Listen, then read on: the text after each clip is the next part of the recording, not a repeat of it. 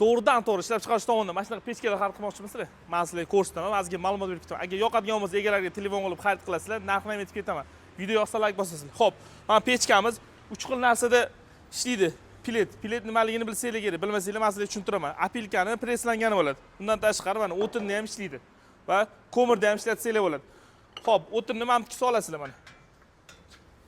Ko'mirni ham sho'tga solsanglar bo'ladi, mana shunaqa ishlatasizlar. Xohlasanglar mana bu yoqqa pilet solasizlar, pilet solib ishlatsanglar, piletda rasxodi 1 soatiga 1 kilo 200 bo'ladi. Bu pechka 35 kvadrat joy isitadi.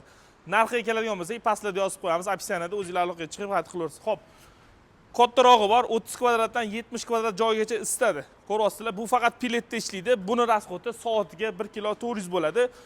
Bu o'sha uylarni yoki dachalarni olib isitsanglar zo'r mahsulot. Bu pilet yoqqaningizda mana shunaqa tutuni chiqmaydi. Ko'ryapsizlar, agar buni temirini uzunroq qilsanglar, uylar undan ham ko'p joy isitib beradi.